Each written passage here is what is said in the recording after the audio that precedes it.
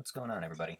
So in this video here, what I'm going to be doing is going through a comparison between IAA and Copart, and basically just going to run through some features, pros and cons about the two services, and kind of see what everybody's opinion is. But I've been using both of these for probably around about 2 years for Copart, and I just started using IAA recently. I am not supported by either of these companies, so nobody's paying me to say anything nice or bad about the other one or the other. So I'm going to jump into it then.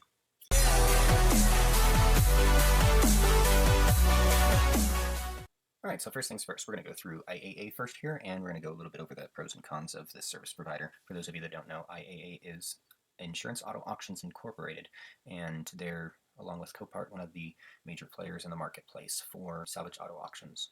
So first things first, getting into it, IAA is a free to join, but if you want to actually buy something from them, you have to pay a fee for it. So the fee is $200 per year to bid on pretty much anything that you can that permits it with your license, or if you don't have a business license, anything public auction. So jumping into the dashboard here, this kind of gives you the overview. Pretty nice setup here with the calendar of events that shows you what's coming up. So I got a couple vehicles that are coming up on my watch list, one of them currently winning on my pre-bid list here.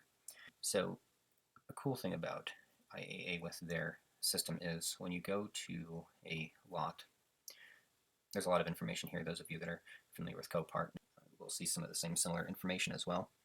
You also have, start code. It shows us runs and drives. Cool thing is you can actually click on this icon here, this here, or down here, the little play button, and will take you to a video.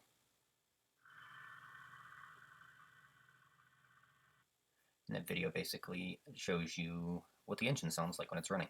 That's super helpful too, because when you're looking at vehicles from a salvage auction, you just don't know. But this is a cool little tool, especially if there's damage showing as mechanical. You can actually hear the engine run and will be able to determine if there's some kind of engine issue. I know it's kind of low quality audio, but something is better than nothing. That's something that you don't get at a lot of other places. The other thing too is it actually shows you pictures of keys that are included with the vehicle, and it shows that it's actually present on there. Another cool thing about it is the cost calculator here. So say you're planning on purchasing this car and you have a maximum bid of say $1,500. It will show you what your estimated out the door final cost is for getting it after your final bid. So your $1,500 bid plus your buyer fee, internet bid, service fees. This is pretty standard. Buyer fees are, same thing like Copart. They do the same buyer fees, internet bid fees. They have the same thing, plus the service fee, which is, the kind of the gate fee if you're familiar with that. Another cool feature is the zip code for getting a quote for transport. You can actually see if you want to use their IAA transport service. It bundles that into the final cost there. So a total of $1,500 final cost bid would turn out to be right around $3,400 shipped to your door. Now, if you look at the other things here, the watch list here, you will see that they actually disclose who the seller of the vehicle is. And you can see that this is, State Farm. This is obviously, this looks like a donated vehicle.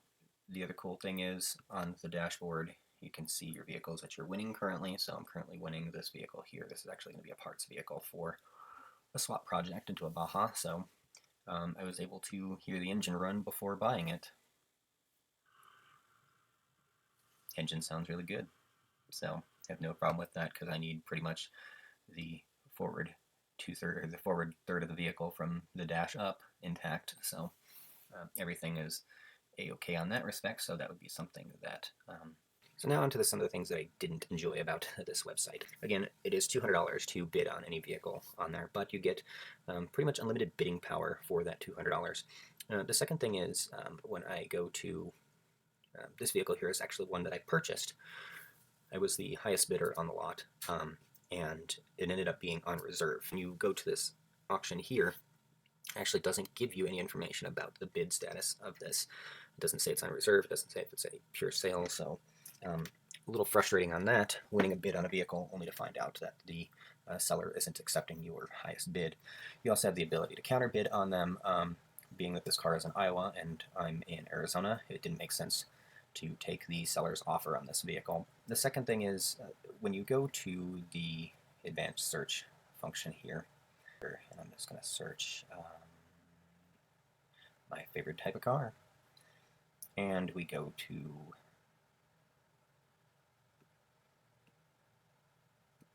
for just Arizona Subarus. I'm going to click search here. So when you say you open this up here, okay, you're looking at the pictures of the car. Okay, you want to go back to the previous page. Oh, well, your search results are now gone, so you have to go to the previous last searched item, and that doesn't work, so you have to actually go through and redo your search criteria again. So a little bit of an annoyance here. This is just straight coding errors in the website and how it handles the back button. Not really anything that I can fault them for particularly, but the other thing that really stuck out to me, so this is all of Arizona cars, and what I want to do is I want to look for any vehicles. I know that I can pretty much buy from Arizona unrestricted as long as it doesn't come up as a dealer item. So like this one here is going to be a dealer item only. But for example, you'll see that there's a lot of them that say TBD, that's to be determined. This is the sale time. This is a sale that it's assigned to.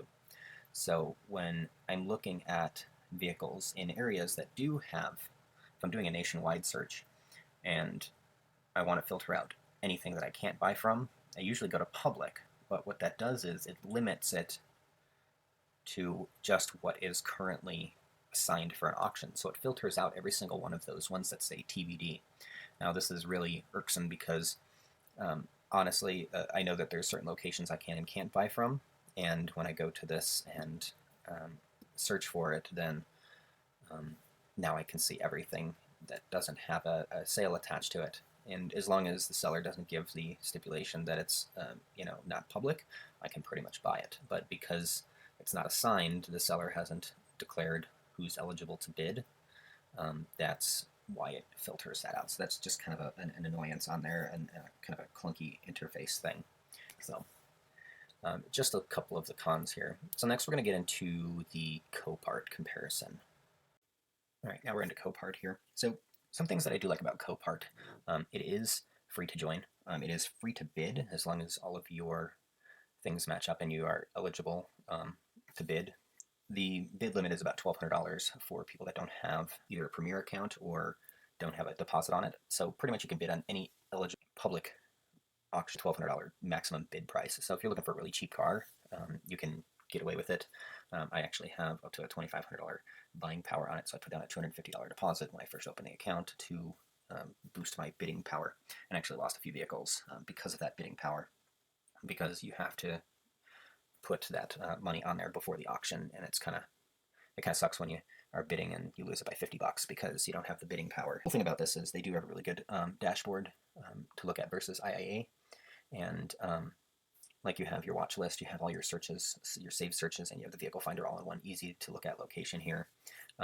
If you go to, say, some of the lots, another cool thing that they have is some of them actually have free auto check reports. So that gives you it's kind of like Carfax, but not as cool. It's just a little bit of information about like the history of the vehicle and how many owners it had and everything else like that. So that's kind of a cool thing that they do on some of the lots there. The other cool things that it gives you, you have the sales status, which I said on IAA that there was no way to tell if it was a reserve vehicle or if it was just something that they were selling without a reserve. So it's cool that it kind of states that this one's on approval, so that means basically it's a reserve item. There's some other ones here like this guy here. This is a pure sale vehicle, so basically whatever the top bid is, the seller takes it. So that's pretty cool there to see that live on there. So now is some of the things that are not kind of cool about Copart. Their shipping costs are, in comparison to IAA, are pretty expensive, and it really depends on the highlights of the vehicle. So their run and drive vehicles are going to be cheaper than, say, just their engine start program or their enhanced vehicles, which are non-runner, non-driver. So usually non-runner vehicles can be $500 to $600 more for shipping costs, whereas at IAA it really didn't make a difference on where it was, what it was. It was just the location, and it was actually a cheaper cost. For example, this is one, like I showed you guys, same city as the 2009 Outback, but the Outback quote was $1,400 and this was $1,600. They were both run and drive, no difference on that. Same location, same zip code it's being shipped to. It's about a $200 difference on this specific location versus another one. I know for a fact, like down in Phoenix to get it shipped to my zip code, it's about $300 at IAA, and it's about $370 through Copart. So it's kind of proportional to the location and things like that. The other thing that wasn't so cool about it is you only have the ability to bid on one auction at a time with the basic membership. So you basically commit to one vehicle. If you get outbid, then you can bid on another vehicle because then it releases the bid. But you can only bid up to your deposit. Like I said, I've lost vehicles by $50 because I didn't have the appropriate deposit on my account for it. The other thing is there's no cost calculator, so you kind of have to look at, what's your maximum bid that you want to do, plus the fees, plus the shipping, plus your online auction fee, plus the gate fee, things like that. They disclose that information when you go to member fees, but you really have to do your homework on it and figure it out and look at the difference on it to determine what you're going to be. In terms of fees, both auction houses are about the same for fees. IAA is a little more expensive by a few bucks, but I wouldn't call it anything significant. The thing is that the premium subscription that they have really doesn't give you much when you're talking in terms of features. It allows you to upgrade on multiple vehicles. It allows you to see multiple auctions at a time, and it gives you a $4,000 purchasing power through that because you have to put down a $400 deposit on top of your membership fee, which I believe is also $200 per year. That's the biggest thing on that with the two auction houses. And the last thing that I want to say with the Copart in things in terms of, for example, you have condition reports, but these are going to be extra cost, whereas on IAA, these are like the 360 view, the videos of the vehicle running, and other optional things that you don't get to have on the standard, even when you go to the premium membership. These are the inspection services and condition reports and VIN reports are not included with that. So those are things that you have to pay for. I believe the report for the condition is about $40. It's not really worth it for that premium membership on it. So guys, tell me which one you guys like better. Do you like IAA auto insurance auctions, or do you like Copart? Like and subscribe, share this video, and let me know in the comments what you guys think, and I'll see you next time.